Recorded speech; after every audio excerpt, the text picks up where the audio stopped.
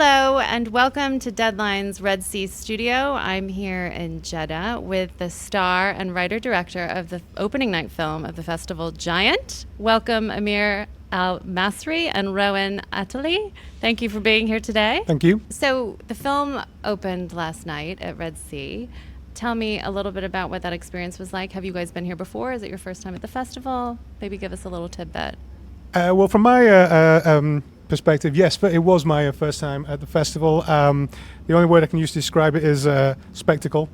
Honestly, been to other festivals, but I've never seen anything quite on that scale. It was terrifying, daunting. Just seeing all these Hollywood faces. Half of Hollywood was there. It was more than the the Oscars, and knowing that we had to give speeches in front of that crowd, it was very daunting, but it was a wonderful experience, and I was it was a delight to be invited to be the opening night film.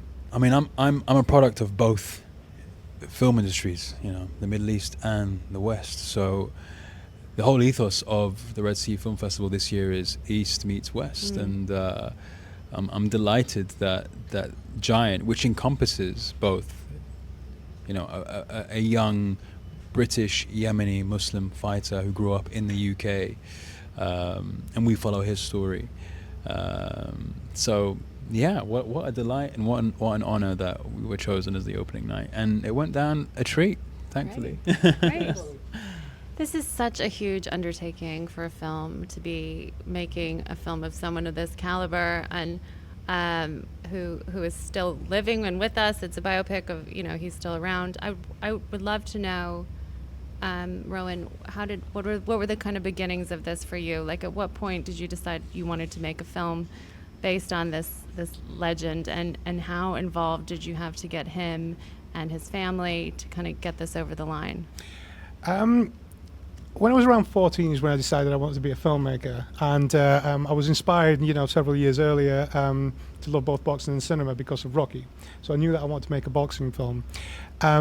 Naseem was born and raised about, a few miles from my house, from where I grew up in South Yorkshire, and I'm the product of a mixed race. Product of a mixed race marriage, an immigrant father from India. Naz is from immigrant parents from Yemen. They're not the same countries, but we had a lot of the same experiences and the same background. And for someone like Naz to be the superstar in the sport that I love the most was really inspiring to me and my brothers. And so as I decided I wanted to be a filmmaker, this notion that I might make a film about Naz grew in my mind. And I probably said it out loud for the first time when I was about 18, 19. But as pie in the sky thinking, not a genuine ambition at that point, more, dream. Started thinking about it seriously about, maybe 10 years ago, and started the real process 5 years ago. Wow. And how did you, at what stage did Naz get involved? Was he involved, or what were the kind of conversations? How did you prepare? So at the journey is, first I start pitching, the idea to financiers and studios, and get their back and get behind it to to develop the project. Then we get in touch with those involved, the Ingle family and Naz and Naz's family. The Ingle family wanted to be involved and give their advice. Never try to encroach on the filmmaking process. One thing we've always said is that the main point of a biopic can't be simply to please its subject matter, otherwise that's hagiography. We don't want to make one of those. We want to make something that's true, that's respectful, but it has to be the movie. It has to be not the movie the subject may want it to be. But respectfully, we obviously reached out to Naz to be involved. He was obviously over the moon that a movie about his life was being made.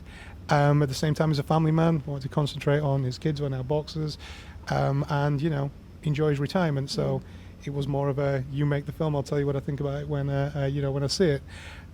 In the post-production process, we showed him the film for the first time, and he loved it. His family loved it. They were very much on board, and it was wonderful to have him here last night watching the movie with us. That was quite something.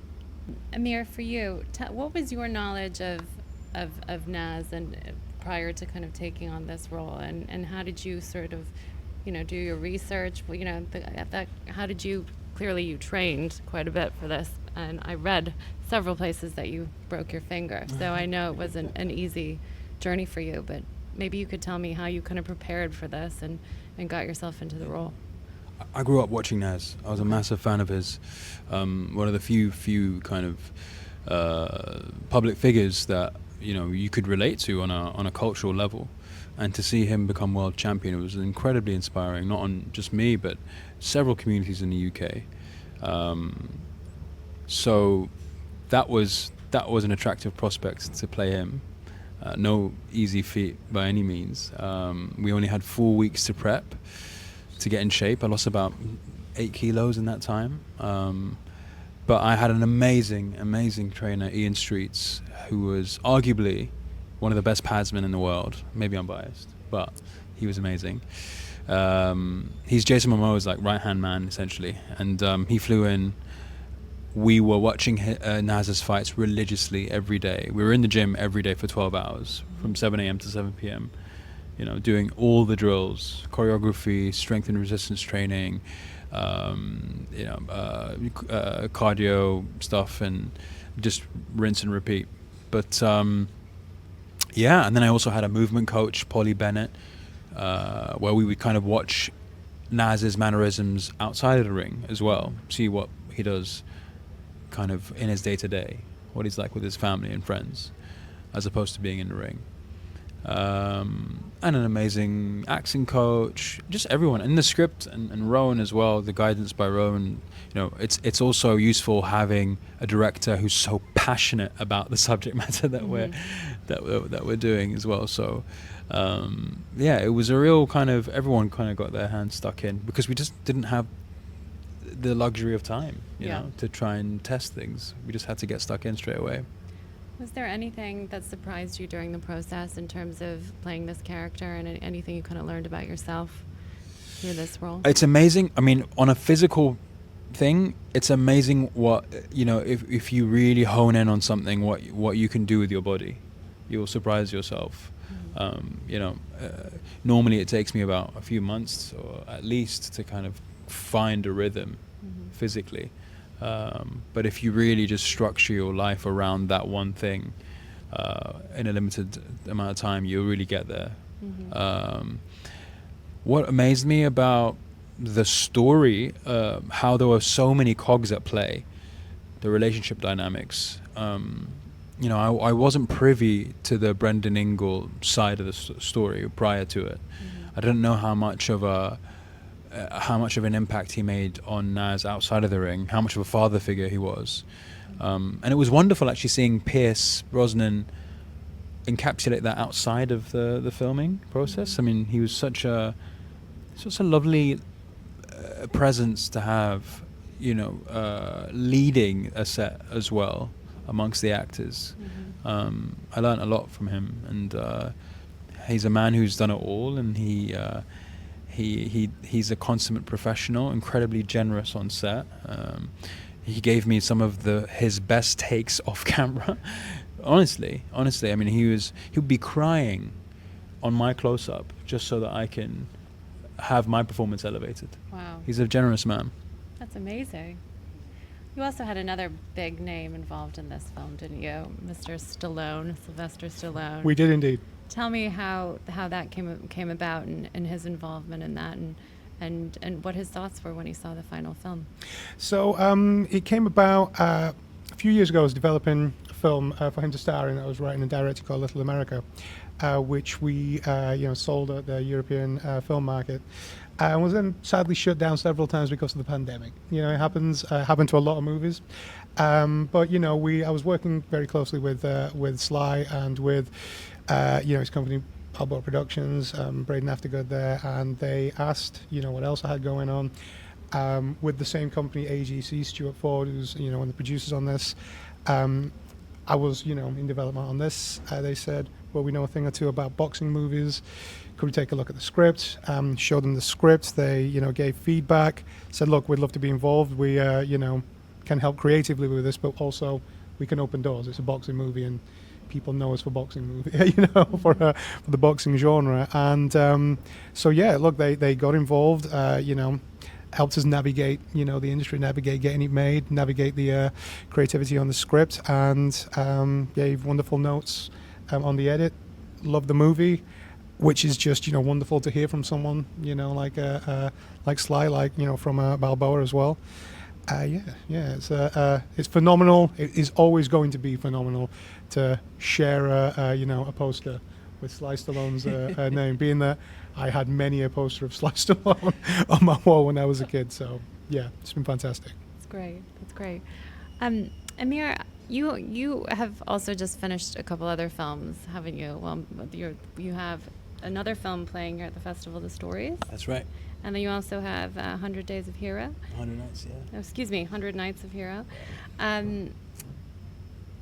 You seem to straddle, you with giving your British Egyptian heritage, you kind of are straddling both. You kind of work in Egyptian films and also English films. How important is that to you, to be working in both industries, and what does that do for you as an actor? How does that fulfill you, and maybe what are some of the differences in working kind of internationally across these two territories? When I was 18, I had a chance encounter meeting with Omar Sharif in France, and he said, because I was like, I want to be like you.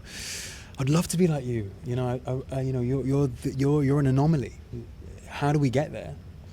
And he said, the first thing you need to do is find your tribe, find your community, and the ones who look like you will back you. Essentially, work in Egypt, find a career there, and then go seek out what you want to seek out as well. And if you marry the two, that's the icing on top. I'm so proud to be, Egyptian, and I've learnt that, having grown up in England as well, how your difference is a quality of its own. And this industry tries to define you very quickly, and tries to tell you what you are, and you need to fight against that constantly. And it's so nice to be in a position now where I've had a few champions, casting directors in the UK who've seen me as more than just where I'm from, what my cultural identity is. That as actors we are in a position of privilege to play several different characters and tell several different stories. So yeah, it's essential to me to have both. It's very hard. It's very hard to kind of balance both. But when I find the time, and when I'm grateful to get nice scripts and projects that I want to align myself with, then I kind of leap on it. Right. What's next for both of you? I know you're here with Giant, and I know there's a lot of focus on that obviously today, but what are you working on next that you can tell us about? What are your energies focused next? I've got several projects with several entities, which I don't know that I'm allowed to speak of, just yet. Little America, which we mentioned earlier, is very much being brought to being brought to the front burner, which is incredibly exciting. It's a very exciting project. But look, one thing I've been saying about this movie, it was an incredibly hard movie to get made. The ones that you love the most often are.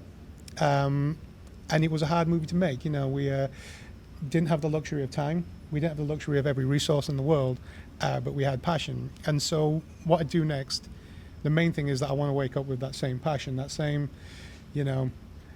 beat yourself to death to get it done today drive, which I know, sounds a little bit masochistic, but, that's how it felt on this. It was, every day going home, I was just asking yourself, did I do enough? Did I push hard enough? Exhausted, falling asleep while trying to, make an evening meal. And I just want to, feel that passion on the next one, because, I think it was fuel for this one. What about you, Amir? What's next? Honestly, I'd love to work with this man again. He's so easy to work with, and such a generous presence on set. I'm lucky to be working with Ben Sharrock again, who I worked with on Limbo. So we're doing something early April time. Okay. It's a film set in Oman, completely different to Limbo, but also kind of loosely based on true events. And I've launched a production company, Helm World, a few months ago, and we've got a film in the pipeline that we're working on. We already attached a double Oscar nominated director, Right. and Who's that? Hani Abu Assad. Okay. And Wow. so And what's that project about? well, I can't say much now, but it's a romantic thriller. It's a romantic Oh, thriller. I like that. And yeah, a few things kind of all the cogs are kind of being put together ever so slowly, but yeah, and then a couple of other things that I'm in pre production for and prepping for, both in Egypt and in the UK, which I'm excited about. Florian Zeller is producing the Ben Sharrock film, and there's also another project that we're also kind of working towards as well. Great. Exciting. Watch Yeah, this yeah. space. Yes. Thank you both for being here today. Thank you. Congratulations on the wonderful film. Thank you so Great much to for see having you. us. Thank you.